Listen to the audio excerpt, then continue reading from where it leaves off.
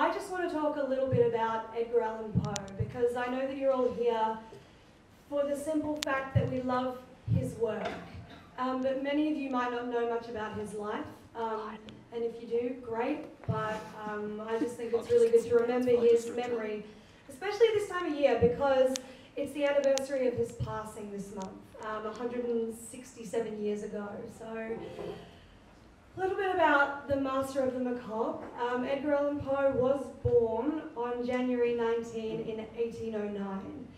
He was actually born to the parents of actors, David Poe and Eliza Poe. David decided to run off very early in Edgar's life, around the age of 1 year old. Eliza Poe went on to become one of the best actresses that Richmond, Virginia had ever seen, but unfortunately she became very ill.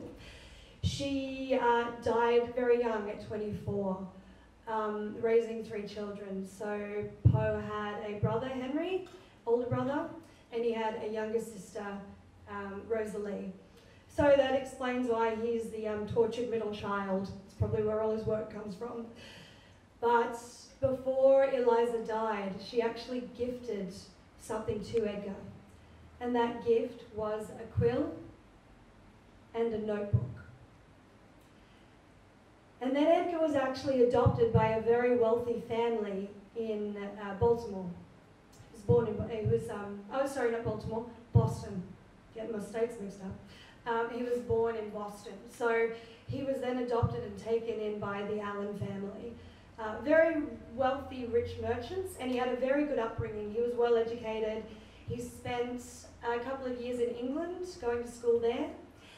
And then when he came back, he decided to go off to the University of Virginia, had a very, very severe falling out with his father, his adopted father, because Edgar didn't want to go into trade. He wanted to go into poetry. He wanted to be a writer. So that's what he did. He started writing, and he released his first published book, which was Tamerlane's and Other Poems, which a couple of his army buddies, when he joined the army for a while, helped him actually get that off the ground by giving him a couple of dollars to get it published. And then he went on to continue to write his whole life. He wrote as a critic. He wrote as a reviewer.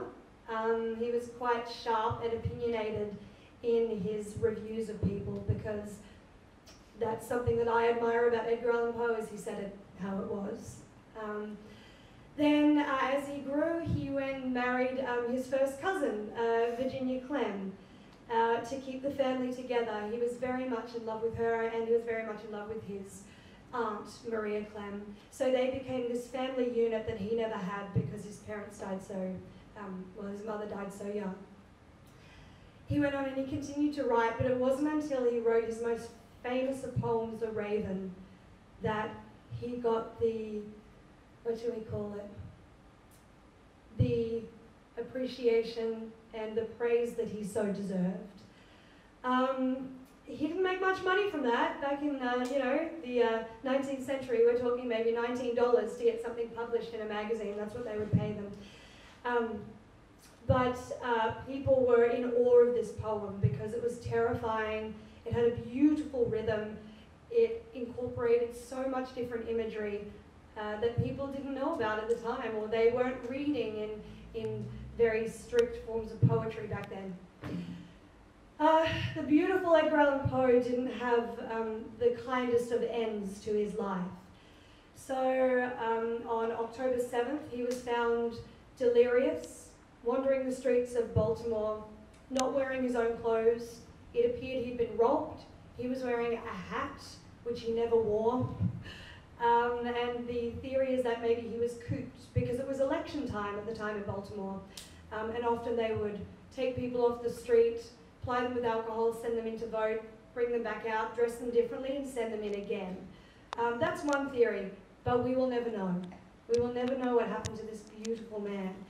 But what we do know is that he did die in a hospital bed, alone, with nobody, 167 years ago.